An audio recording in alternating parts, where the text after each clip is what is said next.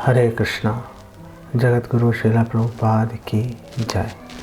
हम लोग आज मोक्षदायक काशी के महात्म्य और इतिहास पर बात करेंगे, और उस पर बात करने से पहले मैं आपका ध्यान आकर्षित करना चाहता हूँ मोक्ष के महत्व पर, कि आखिर मोक्ष का महत्व क्या है। जन्म मृत्यु के चक्र से बाहर निकलना, या मोक्ष का एक मतलब ये भी है कि कोई प्रेत योनि में, खराब योनि में पड़ा, उससे बाहर निकलना, उसका क्या महत्व है। और हमारे से पहले हमारे जो पूर्वज हैं वो इसके बारे में कितनी चिंता कर रहे थे, उसके बारे में आपको थोड़ी सी एक जानकारी देता हूँ। भागवतम के 9वें स्कंद में महाराज सगर की बात आती है। सगर जो शब्द है दो शब्दों से मिलकर बना हुआ है, सगर। स मीन्स सहित, गर मतलब विष। तो एक राजा थे बाहुक, उनकी अनेक पत्नियां थी, संतान नहीं हो रही थी कोई। तो वन में रहकर तपस्या कर रहे थे वो, और मृत्यु हो गई समय आने पर उनकी।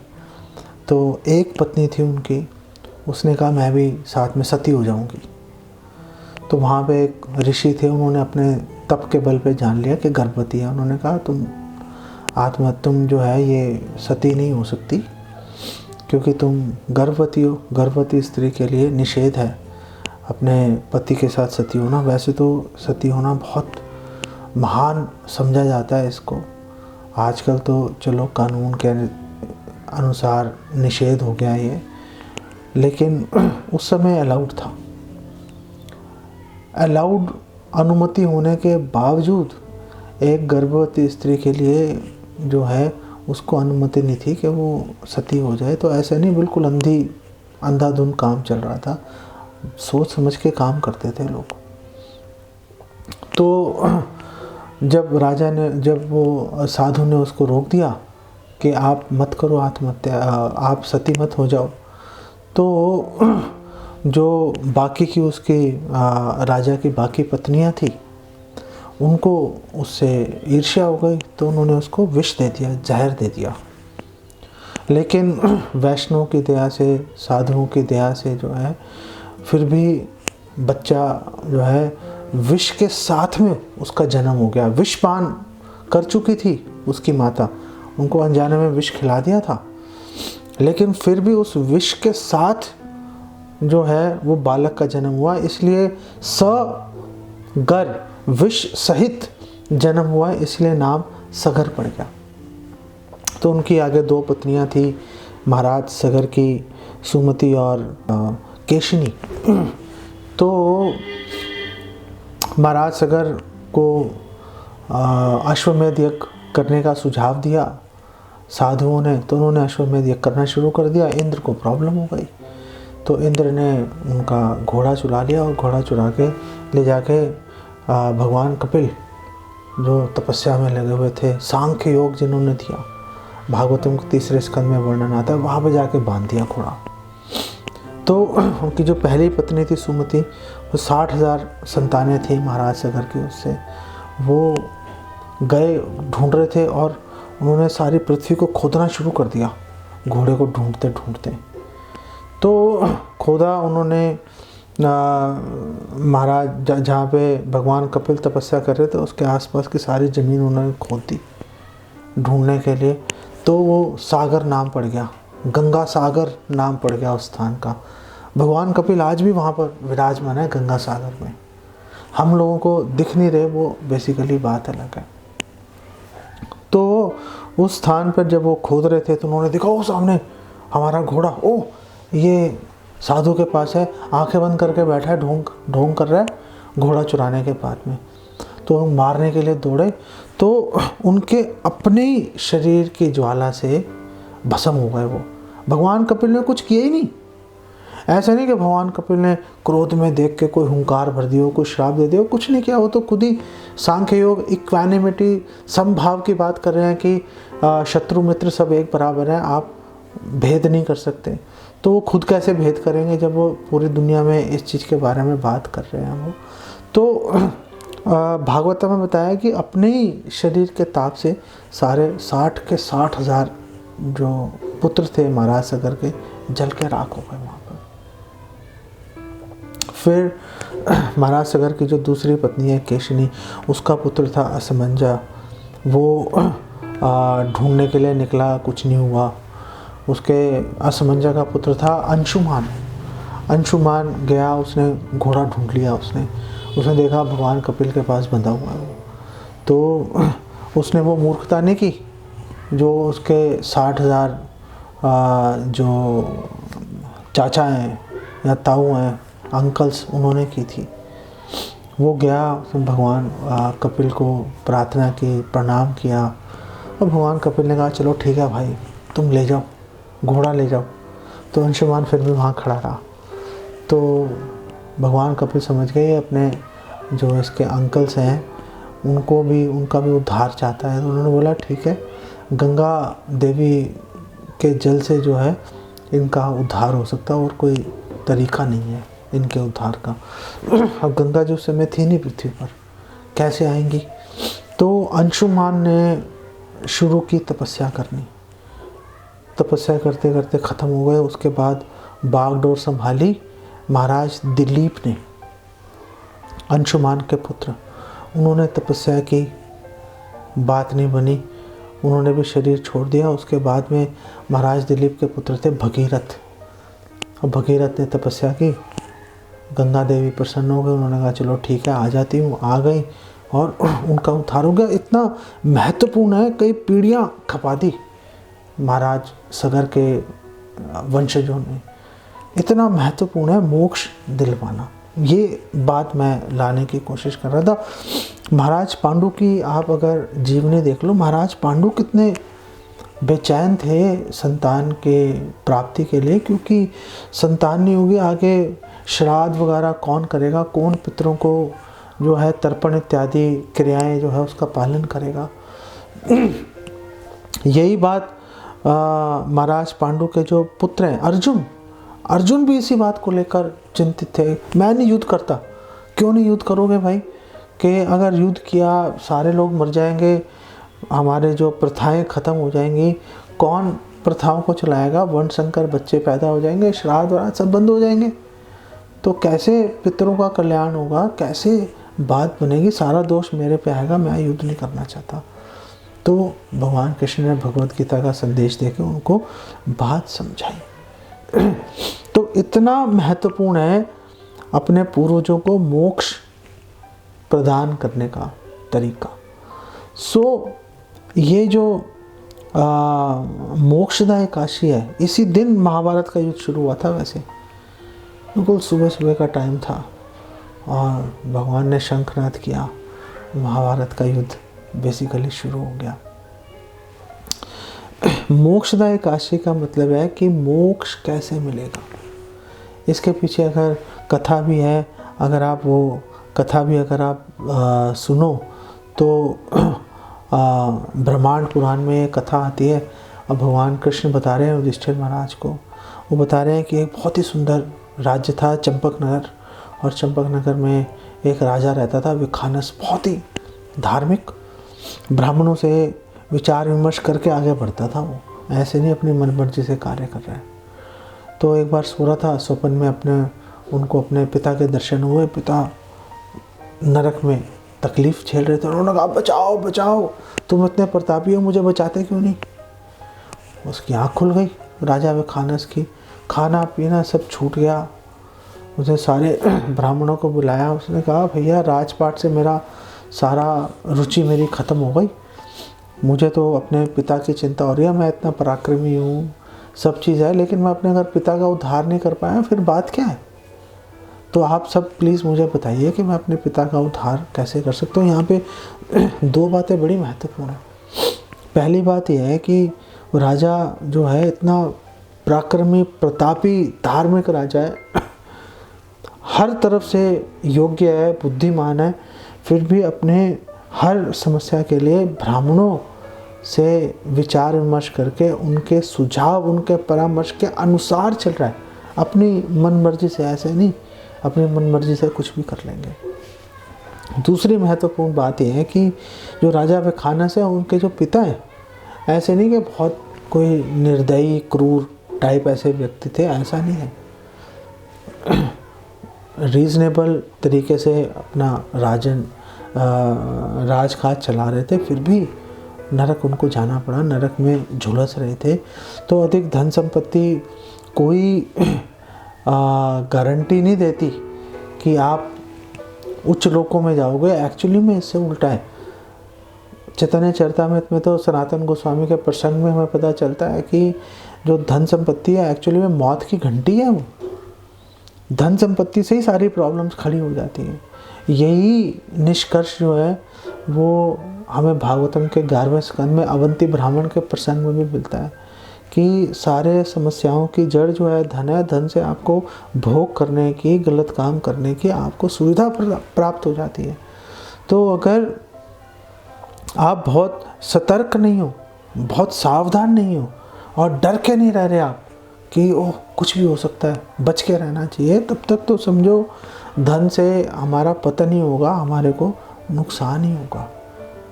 धन का सदुपयोग कैसे हो सकता है? अगर भगवान ने धन आपको प्रदान किया है तो उसका सदुपयोग होगा भगवान के सेवा में उस धन को लगा दो, भक्तों की सेवा में उस धन को लगा देना चाहिए। तो जब राजा विखानस ने उनसे विचार विमर्श किया तो ब्राह्मणों ने बोला कि देखो पास ही में पर्वत मुनि रह रहे हैं और वो त्रिकालज्ञ हैं, आप उनके पास चलते हैं, वो आपको इस बारे में जानकारी ठीक से दे पाएंगे कि क्या करना है। राजा वहाँ पहुँच गए। पर्वत मुनि के बाद नारद मुनि के परम मित्र हैं, हमेशा साथ रहते हैं दोनों। भागवतम में, चैतन्य चरितामृत में कई प्रसंग आएंगे, देखो दोनों साथ ही चलते रहेंगे। तो उन्होंने जाके अपनी समस्या बताई राजा ने पर्वत मुनि को। तो पर्वत मुनि ने ध्यान लगाया, उन्होंने देख लिया कि हाँ भी प्रॉब्लम है। तो पर्वत मुनि ने बोला कि अभी जब भी ये एकादशी आएगी, मोक्षदायी एकादशी, आप वो एकादशी का पालन करोगे तो आपके पिता का छुटकारा हो जाएगा। तो उन्होंने वेट की, वो एकादशी आने की, मोक्षदायी एकादशी आई। उन्होंने इस एकादशी का पालन किया और उस पालन करने के प्रताप से उनके जो पिता हैं उनका नरक योनि से छुटकारा मिला और वो स्वर्ग की ओर जा रहे थे। जब स्वर्ग की ओर जा रहे थे तो रास्ते में जब पृथ्वी लोक आया तो उन्होंने बोला रुको रुको भाई, गाड़ी को ज़रा मैं अपने पुत्र से मिल लूँ। पुत्र से मिले, उसको धन्यवाद दिया, तुम्हारा बहुत धन्यवाद, तुमने मेरा छुटकारा करवा दिया। और स्वर्ग लोक जाके वहाँ पे भी भूले नहीं कि भाई मैं नरक लोक होके आया हूँ, भूले नहीं इस बात को। उनके पिता वहाँ पे भी जाके उन्होंने भगवान विष्णु की खूब अच्छे से भक्ति की, वैकुंठ लोक को बेसिकली उन्होंने प्राप्त किया। मोक्ष कितना महत्वपूर्ण है हमने बात की, मोक्षदायक एकादशी से मोक्ष प्राप्त होता है उसकी बात की। अब आपको गीता महात्म्य से आपको बताता हूँ कि मोक्ष प्राप्त करने के और क्या तरीके हैं। गीता महात्म्य 64-65 में क्या बोला गया है? पितृन उद्देश्य यह श्राद्धे गीता पाठम करोति ही संतुष्टः पितरस्तस्य निर्याद यान्ति स्वर्गतिम। कि जो भी व्यक्ति श्राद्ध करता है अपने पितरों के निमित्त, जो भी करेगा और उस श्राद्ध के अंदर क्या करता है, वो भगवत गीता का पाठ करता है। अगर वो भगवत गीता का पाठ करेगा तो जो उसके पूर्वज हैं जिनके निमित्त उसने किया भगवत गीता का पाठ श्राद्ध के अवसर पर, वो तुरंत उनका नरक से जो है उनको मोक्ष उद्धार हो जाएगा उनका, और वो स्वर्ग लोगों की ओर जाएंगे। यान्ति स्वर्गतिम, स्वर्ग लोगों की ओर जाना शुरू कर देंगे। 65 में उसमें क्या लिखा है? गीता पाठेन संतुष्टः पितरः श्राद्ध तर्पितः पितृलोकम परयान्ति एव पुत्र आशीर्वाद तत्परः। कि जब वो उनका मोक्ष हो जाएगा नरक से और वो जा रहे होंगे स्वर्ग लोक की ओर, तो स्वर्ग जो पितृलोक है उसको भी, वो भी एक तरह का स्वर्ग लोक ही है।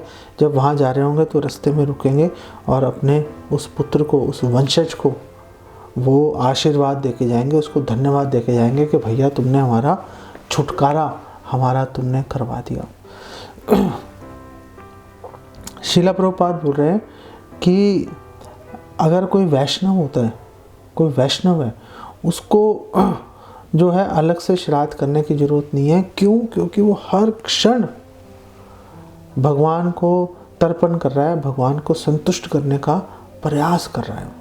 तो जब वो हर क्षण भगवान को संतुष्ट करने का प्रयास कर रहा है तो ऑटोमेटिकली स्वतः जो उसके पूर्वज हैं उनका जो है छुटकारा, उद्धार, मोक्ष उनको स्वतः ये प्राप्त हो जाएगा। अजामिल जो सेकंड चांस जो पुस्तक है श्रीला प्रभुपाद की, उसमें प्रभुपाद इस बारे में बात कर रहे हैं। और भगवान कृष्ण भी भगवद गीता में कह रहे हैं यद करोषि यद अशनाशी यद जुहोषि ददासी यद तपस्यसि कौन्तेय तद कुरुष्व मदर्पणा। तो भगवद गीता 9:27 में भगवान कृष्ण कह रहे हैं कि जो भी कर रहे हो, जो भी खा रहे हो, जो भी दान दे रहे हो, वो मुझे अर्पण कर दो। जब वो भगवान को अर्पण कर देंगे तो भगवान संतुष्ट हो जाएंगे। भगवान संतुष्ट हो गए तो अपने आप जो पूर्वज हैं उनका उद्धार अपने आप ही हो ही जाएगा। और हमारे शास्त्रों में ये भी लिखा है, भक्ति संदर्भ में जीवा गोस्वामी इसका प्रमाण दे रहे हैं। वो बोल रहे हैं कि वैसे तो ये जितने भी पुण्य कर्म होते हैं इनका कोई फ़ायदा नहीं है, सब बेकार हैं, बकवास हैं सारे। लेकिन भगवान कह रहे हैं कि ये विफल कार्य जो है पुण्य कर्म, पाप की तो बात ही नहीं कर रहे, पाप की तो क्या गिनती कर रहे हैं उसकी। जो पुण्य कर्म है जो कि विफल हैं, अन्यथा अगर वो विफल कार्य भी भगवान को अगर अर्पित कर दिए जाएंगे तो वो भी भगवान उसको भक्ति में उसकी गिनती कर लेंगे। भगवान को हर वस्तु, हर कार्य, हर प्रयास भगवान को अर्पित करना इतना अधिक महत्वपूर्ण है, इसकी कोई गिनती नहीं की जा सकती। और श्रीला प्रभुपाद 1977 9 जनवरी बॉम्बे में थे। श्रीला प्रभुपाद उस समय वहाँ पे एक डिस्कशन चल रही थी। उसके अंदर श्रीला प्रभुपाद ने बोला कि देखो, अगर आप भक्त बन गए तो समझ लो आपने अपने पूरे परिवार की सबसे बड़ी आपने सेवा कर दी। अगर आपके परिवार में कोई एक भक्त है तो जितने पूर्वज हैं उन सब का उद्धार हो जाएगा। आपको निराश होने की कोई आवश्यकता नहीं है। क्या करना है आपको? आप जाओ और माया से फाइट करो। माया से फाइट का मतलब है प्रीचिंग करो और हरे कृष्ण महामंत्र का जप करो। आप ये कार्य करोगे, अपने आप सारी चीज़ें ठीक होती चली जाएंगी। आपको डिसअपॉइंट होने की, हताश होने की कोई भी आपको आवश्यकता नहीं है। अब इसको अगले लेवल पे लेके जाते हैं। चैतन्य महाप्रभु भी गया गए थे, वहाँ पर अपने पिता श्री जगन्नाथ मिश्र के प्रति उनका जो है पिंडदान करने के लिए। तो वहाँ पर जब वो शिला ईश्वरपुरी से मिले तो उन्होंने वहाँ पर क्या बोला था? उन्होंने बोला, तीर्थे पिंड दिले से निस्तरे पितृगण सेह यारे पिंड देय तारे सही चन। कि तीर्थ स्थानों पर जैसे गया है या हरिद्वार है या पेवा है, कुरुक्षेत्र में कोई जाके अपने पितरों के निमित्त जो पिंडदान करेगा, जिस पितृ के निमित्त में पिंडदान किया उस पितृ का उद्धार हो जाएगा, इसमें कोई संशय नहीं है। आगे वो कह रहे हैं, जब उन्होंने शिला ईश्वरपुरी को देखा था, वो कह रहे हैं कि तोमा देखी लई मात्र कोटि पितृगण सही क्षण सर्वबंध पाए विमोचन। लेकिन आपके सिर्फ दर्शन कर लिए मैंने, सिर्फ आपके दर्शन कर लिए, इसी से मेरे करोड़ों जो मेरे पितृगण हैं उनका विमोचन हो गया, उनका उद्धार हो गया। इसमें मुझे कोई भी शंका नहीं है। क्यों ऐसा हो जाता है? क्योंकि जो शुद्ध भक्त हैं उनके हृदय में स्वयं भगवान विराजमान होते हैं। तो जिनके हृदय में भगवान विराजमान होते हैं वो भगवान जितने शक्तिशाली हो जाते हैं। भगवान को संतुष्ट करने से जो फल प्राप्त होता है वो एक शुद्ध भक्त के दर्शन और सेवा मात्र से ही वो बेसिकली प्राप्त हो जाता है। वो भगवान को संतुष्ट करना महत्वपूर्ण है। जब चैतन्य महाप्रभु श्रीवास आंगन में थे और उन्होंने जब अपना ऐश्वर्य प्रकाश किया, बताया कि मैं ही हूँ विष्णु, विष्णु मेरे अंश हैं, मैं ही कृष्ण। जब उन्होंने अपना ऐश्वर्य का प्रकाश किया तो उस समय श्रीवास ठाकुर ने उनको प्रार्थनाएं की, स्तुति की थी। और वहाँ पर उन्होंने बोला ये बात, आजी मोर पितृकुल हैला उद्धार, आजी से वसती धन्य हैला अमार। कि आपके दर्शन हो गए हे भगवान आपके दर्शन हो गए तो मेरे सारे जितने भी पितृ कुल है मेरा, उन सब का उद्धार हो गया, मेरा पूरा घर धन्य हो गया। ये चैतन्य भागवत मध्य 290 उसके अंदर ये श्लोक बताया गया है। ये प्रयार स्वयं शिवास ठाकुर ने बोला था। तो अगर हम भगवान को संतुष्ट करेंगे, हमें अलग से कुछ ऐसा कुछ एक्स्ट्रा प्रयास करने की आवश्यकता नहीं है। अगर पूर्णतः हम शरणागत हैं भगवान के, तो श्राद्ध करने की हमें अलग से आवश्यकता नहीं है।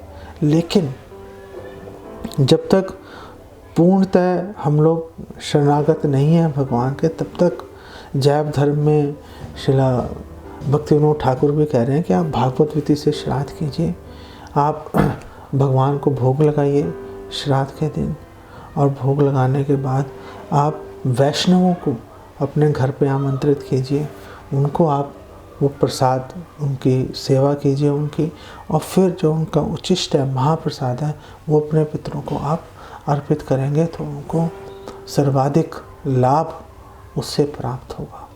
तो मोक्षदा एकादशी की अगर हम बात करते हैं, मोक्षदा एकादशी, चलो पितरों का कल्याण तो होता है, लेकिन एक भक्त जो होता है वो कभी भी अपने पितरों के कल्याण को लक्ष्य करके उस उद्देश्य से इस एकादशी का पालन नहीं करता। जैसा हमने अभी बात की, एक भक्त क्योंकि उसका पूरा जीवन भगवान को समर्पित है, तो स्वतः ही उनके जो पूर्वज हैं, उनके जो परिवारजन हैं, जिनको वो जानते हैं, जिनको वो नहीं भी जानते, जो अज्ञात है, नहीं जानते, अब 10 पीढ़ी 20 पीढ़ी पहले कौन था किसको पता है, उन सबका भी जो है कल्याण हो जाएगा केवल और केवल भगवान की शरणागति लेने से। हम मोक्षदा एकादशी या किसी भी एकादशी का हम पालन करते हैं केवल भगवान को संतुष्ट करने के लिए, और भगवान संतुष्ट हो गए, ये जितने भी अन्य कार्य हैं कि पितरों का कल्याण हो गया, परिवार वालों के विपत्ति कोई आई वो टल गई, ये सारी जो बातें हैं ये तो अनायास अपने आप ही साइड इफ़ेक्ट के तौर पे हो जाती हैं। आपको इसको उद्देश्य करके करने की आवश्यकता नहीं है, क्योंकि जैसे ही आपने उद्देश्य किया, अन्य अभिलाष शून्यता का जो गुण है वो ख़त्म हो जाता है। वो अगर गुण ख़त्म हो गया तो इमीडिएटली तुरंत शुद्ध भक्ति के स्तर से एक व्यक्ति का पतन हो जाता है। इसलिए कितनी भी तकलीफ हो, कितनी भी आपको चिंता हो, कभी भी किसी अभिलाषा के साथ में भगवान का भजन, भगवान की सेवा, व्रत इत्यादि नहीं करने चाहिए। केवल एक ही अभिलाषा होनी चाहिए, किसी न किसी तरह से भगवान संतुष्ट हो जाएं, बस। भगवान संतुष्ट हो गए, समझ लो आपके सारे कार्य स्वतः सिद्ध हो जाएंगे। इस बारे में हमें पूर्ण विश्वास, श्रद्धा रखनी चाहिए। इसको यहीं पे विराम देते हैं। जगत गुरु श्रील प्रभुपाद की जय। हरे कृष्णा।